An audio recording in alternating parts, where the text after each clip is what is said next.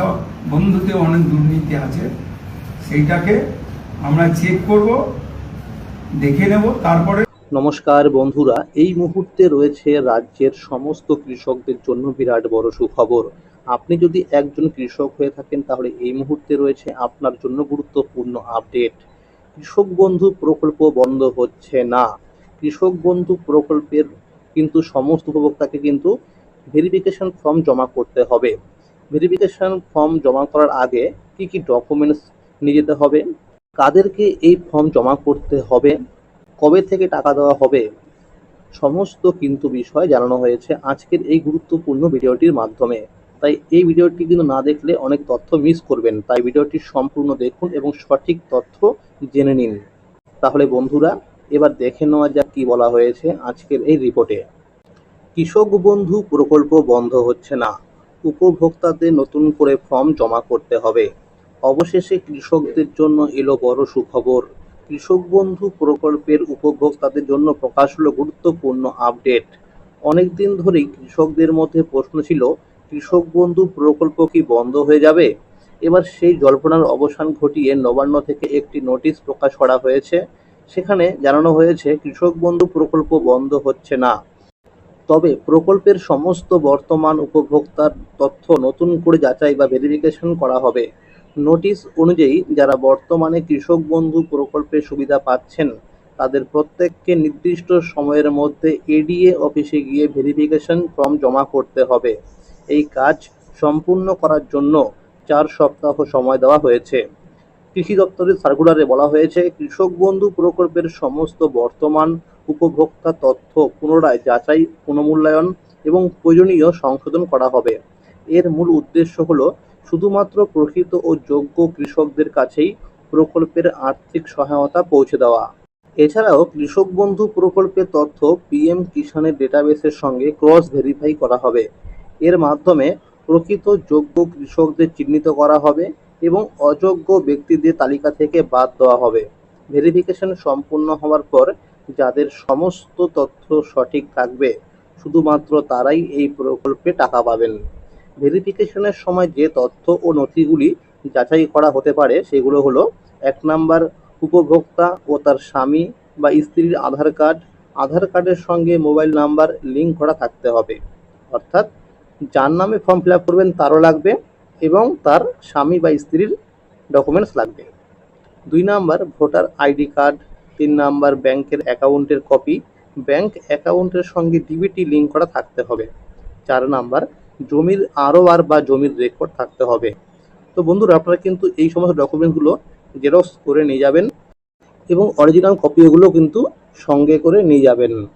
তবে যাদের নাম এসআইআরে ভোটার তালিকা থেকে বাদ গেছে তাদের টাকা দেওয়া হবে না। তবে যারা ট্রাইব্যুনালে বা সিএ এর জন্য আবেদন করেছেন তাদের টাকা দেওয়া হবে। সার্কুলারে আরও উল্লেখ করা হয়েছে, জমা দেওয়া নথির ভিত্তিতে সমস্ত তথ্য যাচাই করে কৃষক বন্ধু পোর্টালে আপডেট করা হবে। যাচাইয়ের সময় বিশেষভাবে দেখা হবে উপভোক্তা সরকারি স্থায়ী কর্মচারী বা সরকারি পেনশনভোগী কিনা, উপভোক্তা আয়কর দাতা কিনা, উপভোক্তার সমস্ত তথ্য সঠিক রয়েছে কিনা, মৃত বা অযোগ্য উপভোক্তার নাম তালিকায় রয়েছে কিনা, পিএম কিষাণের তথ্যের সঙ্গে মিল রয়েছে কিনা। যাদের তথ্যে কোনো অসঙ্গতি ধরা পড়বে তাদের বিরুদ্ধে নিয়ম অনুযায়ী ব্যবস্থা নেওয়া হবে। তো বন্ধুরা, এরকম অনেকেই প্রশ্ন করছে, যারা পিএম কিষাণ প্রকল্পে টাকা পান তারা কৃষক বন্ধু প্রকল্প পেত, তাদের কোনো সমস্যা হবে কিনা? তো বন্ধুরা, তাদের কোনো রকম সমস্যা হবে না।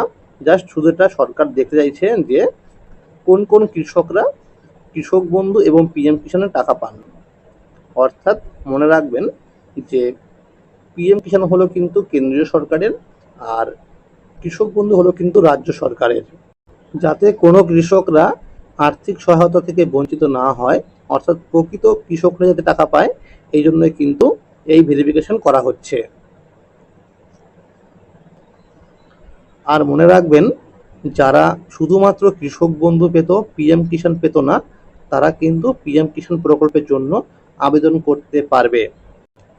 রাজ্যে সরকার পরিবর্তনের পর নতুন মুখ্যমন্ত্রী শুভেন্দু অধিকারী এক সভায় জানিয়েছিলেন, আগের সরকারের কোনো সামাজিক প্রকল্প বন্ধ করা হবে না। পরে কৃষিমন্ত্রী দুধকুমার মণ্ডল মন্ত্রিসভার বৈঠকে বলেন, কৃষক বন্ধু প্রকল্পে অনেক অনিয়ম ও দুর্নীতির অভিযোগ রয়েছে।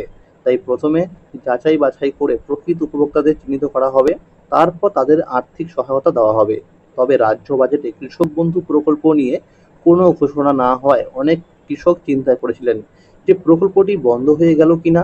কিন্তু এখন প্রকাশিত সার্কুলারের পর সেই উদ্বেগ অনেকটাই দূর হয়েছে। অন্যদিকে বাংলা শস্য বীমা প্রকল্প পরিবর্তন করে প্রধানমন্ত্রী ফসল বীমা যোজনা চালু করা হয়েছে। এই প্রকল্পের সুবিধা পেতে হলে নির্দিষ্ট পরিমাণ প্রিমিয়াম জমা করতে হবে কৃষকদেরকে এবং এতে মোট 16টি ফসল অন্তর্ভুক্ত করা হয়েছে। অর্থাৎ সেই 16টি ফসলের মধ্যে যদি আপনার চাষের ফসল থাকে তাহলে কিন্তু আপনি এই প্রকল্পের জন্য আবেদন করতে পারবেন। আগে বাংলা শস্য বীমা প্রকল্পে কৃষকদের কোনো প্রিমিয়াম দিতে হতো না, সম্পূর্ণ খরচ বহন করত রাজ্য সরকার। এছাড়াও কেন্দ্রীয় সরকারের পিএম কিষাণ প্রকল্পে বছরে 6,000 টাকার সঙ্গে রাজ্য সরকার অতিরিক্ত 3,000 টাকা যোগ করে মোট 9,000 টাকা দেওয়ার সিদ্ধান্ত নিয়েছে রাজ্য বাজেটে। ফলে এবার থেকে পিএম কিষাণের উপভোক্তারা প্রতি কিস্তিতে 3,000 টাকা করে পাবেন। কৃষক বন্ধু প্রকল্পে বছরে 2টি সমান কিস্তিতে অর্থাৎ খরিফ ও রবি মরশুমে আর্থিক সহায়তা দেওয়া হয়। 1 একর বা তার বেশি চাষযোগ্য জমি থাকলে বছরে 10,000 টাকা পাওয়া হয়। 1 একরের কম চাষযোগ্য জমি থাকলে বছরে 4,000 টাকা দেওয়া হয়। 18 থেকে 60 বছর বয়সী সুবিধাভোগী কৃষকের মৃত্যু হলে তার বৈধ উত্তরাধিকারীকে 2 লক্ষ টাকার এককালীন অনুদান দেওয়া হয়। সূত্রের খবর, ভেরিফিকেশন প্রক্রিয়ায় অনেক অযোগ্য উপভোক্তার নাম বাদ যেতে পারে। ভেরিফিকেশন সম্পূর্ণ হওয়ার পর সেপ্টেম্বর মাসের প্রথম সপ্তাহ থেকে কৃষক বন্ধু প্রকল্পে টাকা দেওয়া শুরু হতে পারে বলে সূত্রের খবর। তুমি একা নও, সরকার পাশে আছে। তাই যারা কৃষক বন্ধু প্রকল্পের সুবিধাভোগী তারা নির্ধারিত সময়ের মধ্যে প্রয়োজনীয় নথি নিয়ে এডিএ অফিসে বা এগ্রিকালচার অফিসে গিয়ে ভেরিফিকেশন সম্পূর্ণ করে নিন, যাতে ভবিষ্যতে প্রকল্পের আর্থিক সহায়তা পেতে কোনো সমস্যা না হয়। আবার অনেক কৃষকরা মনে করছে সে হয়তো কৃষক বন্ধু প্রকল্প বন্ধই হয়ে যাবে। যেহেতু পিএম কিষাণ প্রকল্পে আবেদন করতে হলে জমির রেকর্ড থাকতে হয় 1 ফেব্রুয়ারি 2019-এর আগে, তাই হয়তো সমস্ত যোগ্য কৃষকদের পিএম কিষাণ প্রকল্পের আওতায় আনা হবে। তবে এই বিষয়ে কোনো আপডেট এখনো পর্যন্ত পাওয়া যায়নি। তো বন্ধুরা, দেখতেই পাচ্ছেন এটি কিন্তু কৃষক বন্ধু ভেরিফিকেশন ফর্ম। আপনারা কিন্তু এই ফর্মটিকে প্রিন্ট আউট করে নিয়েও ফিল আপ করে ডকুমেন্ট সহ জমা করতে পারবেন এডিএ অফিসে গিয়ে। এছাড়াও আপনি এডিএ অফিসে গিয়েও কিন্তু এই ফর্মটি পেয়ে যাবেন। সেখান থেকে ফর্ম সংগ্রহ করে ফিল আপ করে ডকুমেন্ট সহ জমা করে দেবেন। কিভাবে এই ফর্মটি ফিল আপ করতে হয় এবং এই নোটিশে কি বলা আছে সেই বিষয়ে কিন্তু আমার আগের একটি ভিডিওটিতে সম্পূর্ণ বিস্তারিত বলা হয়েছে।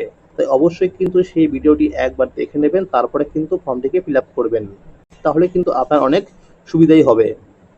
এবার থেকে কিন্তু কৃষক বন্ধু প্রকল্পের প্রতিনিয়ত আপডেট আসবে আমার এই চ্যানেলে। তাই এই চ্যানেলটিকে অবশ্যই সাবস্ক্রাইব করে রাখবেন। আর যদি এই ভিডিওটি ভালো লেগে থাকে অবশ্যই একটি লাইক করে দেবেন এবং সকলের কাছে শেয়ার করে দেবেন, যাতে সবাই এই আপডেটগুলো পেয়ে যায়। আর যদি আপনার কোনো প্রশ্ন থাকে অবশ্যই কিন্তু এই ভিডিওটির কমেন্ট বক্সে কমেন্ট করবেন। ভালো থাকবেন, সুস্থ থাকবেন, ধন্যবাদ।